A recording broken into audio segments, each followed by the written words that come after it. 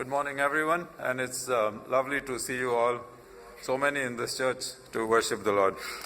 To begin, shall we ask God to bless us, and let's pray. Loving Heavenly Father, we thank you, Lord, that we could come into thy presence to worship thee. Bless us, Lord, with the presence of thy Holy Spirit in our midst, and help us, Lord, to praise thee and honor thee this day.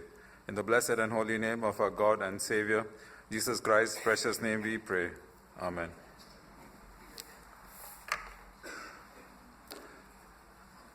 The title is a little bit long. I did not know how to condense it. So that's why it's so long. Can anything separate us from God's love? I'm sure you know the answer to that. I'm not asking you to answer the question, but we would like to study what the Bible says, and let's see what our personal experience is about God's love. The Bible tells us that God is love. There's no doubt about that. 1 John 4:8 says, "He that loveth not knoweth not God, for God is love." There is no question there. And 1 John 4:16 says, "And we have known and believed the love God hath to us. God is love, and he that dwelleth in love dwelleth in God, and God in him." So it's so obvious God is love. We see numerous tokens of God's love all around us. If you look around in the natural world, we see beautiful birds. We put out the sunflower seeds and I don't know all the names, the fat ball and mixed seeds. Sometimes there is a half coconut shell with something in it. I don't know what it's called, but the birds seem to enjoy it. And the only bird that I knew only a few names of birds before I came here, like sparrow, crow, duck, peacock, pigeon. But if you want to know more names, my wife is almost like a mini dictionary encyclopedia for birds' names. And some of the names are so funny, I can't tell it now. The birds, the flowers, the beautiful flowers. I didn't like anything to do with gardening. My dad was a very good gardener. My brother was a gardener. And I thought, just stick to sports, my occupation, that's enough. And if I have some spare time, watch some sports, listen to some religious music. When I was very young, I listened to a lot of cinema music, Indian cinema. That's very interesting to listen to, but over time, I just lost interest in it. There's so much beauty all around us. The beauty of the sunrise, the sunset, lovely animals. Those fish around the corals, they are lovely. I don't know if some of you like to see them, but once in a while when I see those programs, David Attenborough's programs, The Natural World and things like that, I said, this is amazing. I've been to Switzerland once. Actually, I went for a conference, and I told my wife, I'm going to Switzerland for a hernia conference. She said, I'm coming. I thought I'll be going alone and I'll just enjoy the conference, come back. She said, no, let's extend it by a few days. So we went to the Alps, the beautiful lakes in the Alps. We have the cogwheel train there.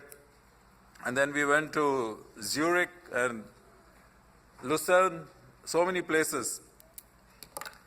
Such a beautiful place. We have so much beauty out here in Northern Ireland. People from all over the world come here to see those Giant's Causeway and other things. There is beauty in the rainbow. There is so much natural beauty, even though sin has marred this earth a lot. God's love is not only shown to us in nature. We see the universe around us is marvelous. They're saying there are more than 1 billion stars in the Milky Way alone, and there are 2 trillion galaxies.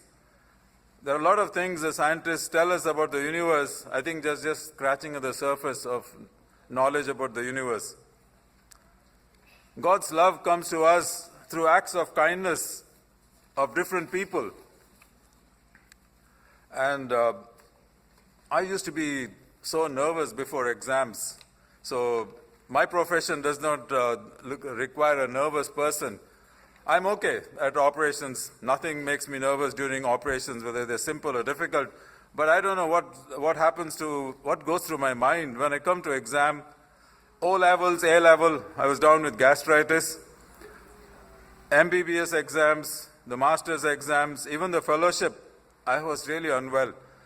And I was thinking to myself, I wish I could be like my friends around me.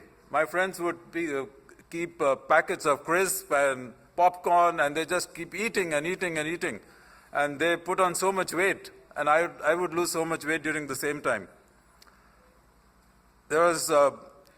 I brought this exam as a reference to the kindness of examiners. In the final exam in the undergraduate medicine, one of the examiners saw that I was struggling. He was my professor. And I heard him telling the other examiner, he was born in the West, so he doesn't know the Southern language, so we need to be kind to him. He's struggling with the language. And in the masters, the professor I worked with, he helped me. At the end of the exams, we went to thank him, myself and my friend. He said, you would have failed, I fought for you. And this happened one more time, the last time. After that, I decided I've had enough with exams. I was doing the FRCS exam 2001 January in Nepal, Kathmandu, and the same struggle. I was so violently sick that morning. And the examiner who passed me, he said, you didn't do well today. I said, I knew I didn't do well, but thank you for your kindness, I told him. He said, no, it's good. He was an examiner who came from India. And he said, I am the head of the Endocrinology Society of Surgeons in India. I said, thank you very much for your help.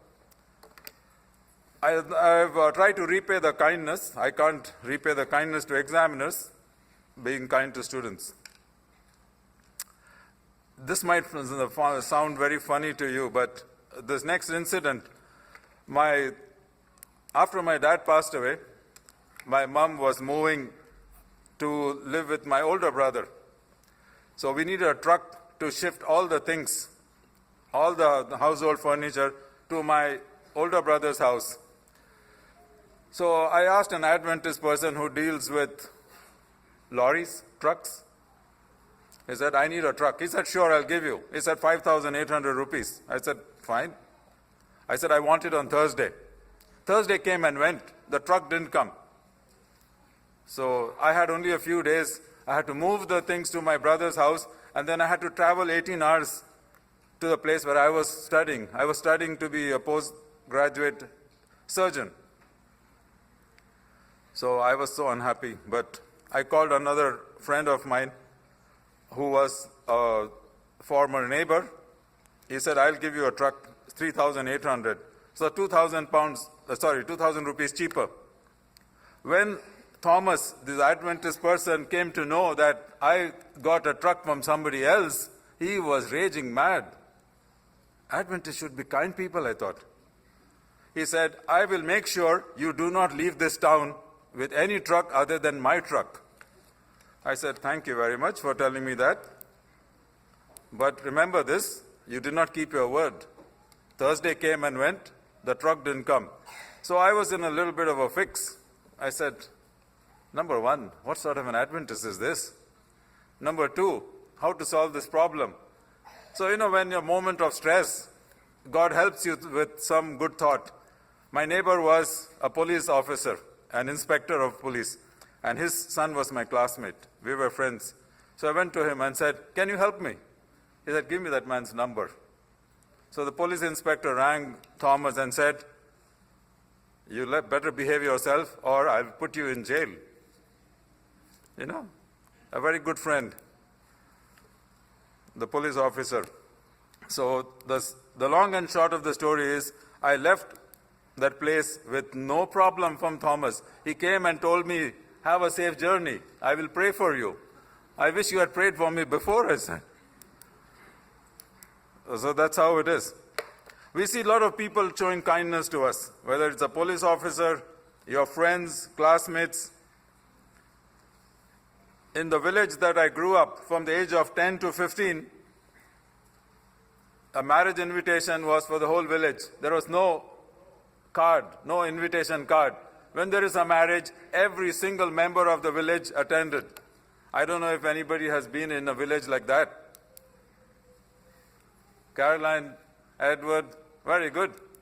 It's such a lovely atmosphere. Everybody is there, the whole village. And the food is simple. There is rice, there is aubergine, there is potatoes, there's gram, brown color gram. I don't know what you call it in English. In Hindi, we call it chana. You can ask my wife, she will translate to you in English later on. It's lovely. People invite us, family members invite us for their weddings, their birthday parties. We have friends who send us messages of cheer by text, by their visit, by their prayers, by their good wishes. They invite us to join them for their walks. And some people invite us for their farewell parties. A very good friend of mine from this church, he decided that I would struggle for the marathon. He thought I would struggle, so he drove me. Came early to my house in the morning. He gave me a lift all the way to Derry. There's another friend who helped me from this church, helped me cut some trees, chop woods, what pieces of wood. We see a lot of people helping us in different ways. Ways of kindness and good wishes, and help us in different ways. Then let's look at love of parents. We could not have asked for possibly better examples as parents than what God gave me. On one hand, my dad was such a disciplinarian. He would resemble some of the dictators in the present political world. And my mother was such a godly person. She would represent everything good that a human being can have. Kindness, prayer. She was thoughtful. She was sacrificial in her love for us. But even then, the love of parents is not perfect. The Bible says, can a woman forget her sucking child, that she should not have compassion on the son of her womb? Yea, they may forget. That can happen, the Bible says. God says a woman can forget. Yet I will not forget you. Isaiah 49:16. How many of you know this verse? Isaiah 49:16. If you did not know it before, please remember this now. Behold, I have graven thee upon the palm of my hands. We are so very personal to God. God knows us individually. He knows how many hairs are there on our head. He knows everything about us. Yet He loves us. Some of the greatest tokens of God's love are in His creation. The love that God has manifested in the life of our dear Lord and Savior. He was so humble to be born as a baby, to live on this earth and to die for our sins. Now He mediates for us, and He's our soon coming King and our soon coming God. Quotations from the scriptures. Isaiah 31:3 says, Jeremiah 31:3 says, the Lord appeared to us in the past, saying, I have loved you with an everlasting love. I have drawn you with unfailing kindness. Remember this. The devil doesn't like us to be happy, to live a contented life. He doesn't like us to enjoy a smooth ride in this earth. So he does everything possible to try to make people unhappy. I was meant to do the sermon next week on February 14, but I had to swap at request of pastor, so I thought the message would coincide with love. In USA, in 2020, they spent $27.4 billion on Valentine's Day gifts. How much is that in terms of money? It's a lot. Then something happened the following year, maybe recession or whatever happened, the pandemic maybe, $21 billion were spent in expressions of love among Americans, a drop of 6.4 billion. Maybe they were becoming a little wiser, or I don't know, or more stingy or miserly. C.S. Lewis wrote this. How many of you have heard of this name, C.S. Lewis? Yes? The Christian does not think God will love us because we are good, but that God will make us good because He loves us. C.S. Lewis. We come to God as we are.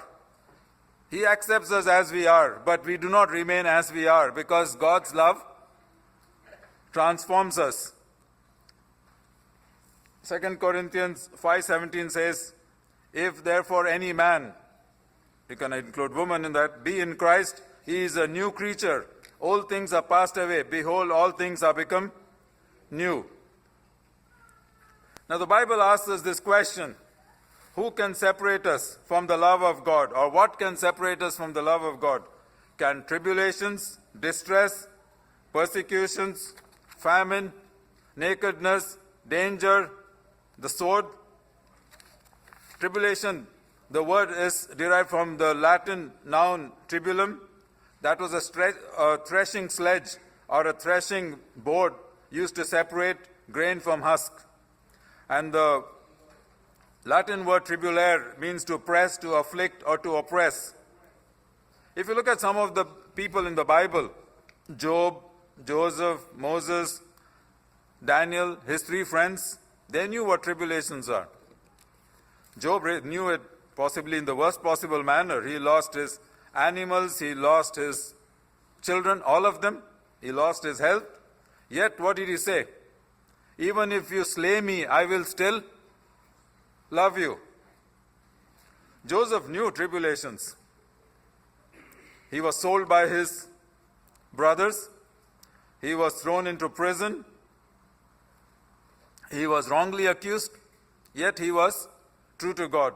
Moses knew affliction, leading 600,000 men with a lot of children and women.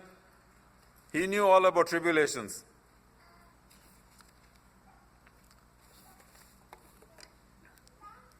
Now, Paul has written this, and he suffered a lot in serving God.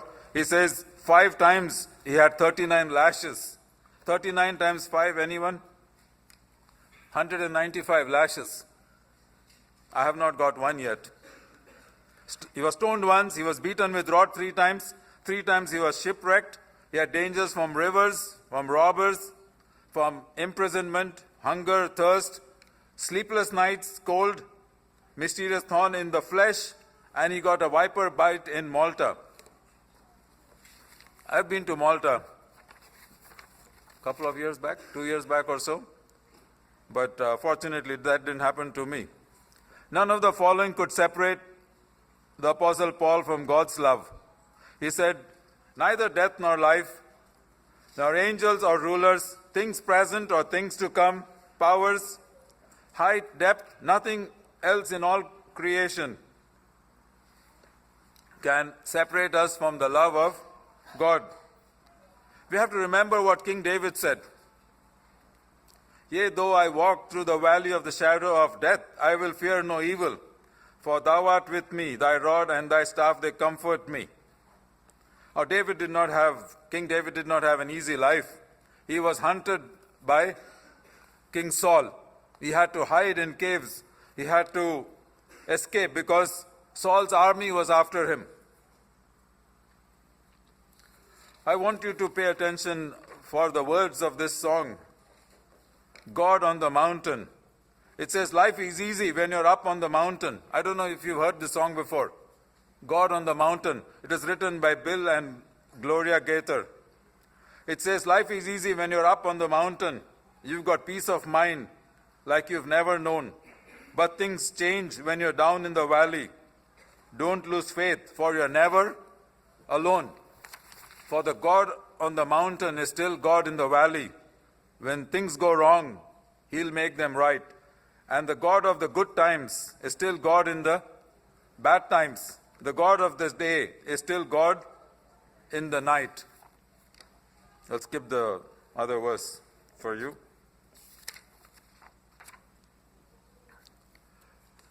When we look at how God has taken care of us in the past, when we see how God has been so good and kind to us, in the families that He has given us, in the church that He has given us, in the hope of eternal life that He has given through our Savior, we need to respond in the most positive manner. Our God loves us with an everlasting love. As Moses said in Deuteronomy 33:27, the eternal God is thy refuge, and underneath are the everlasting arms. As Jeremiah said, our God loves us with an everlasting love. May we never forget this, and may we ever love God in return for what He has done for us. Amen.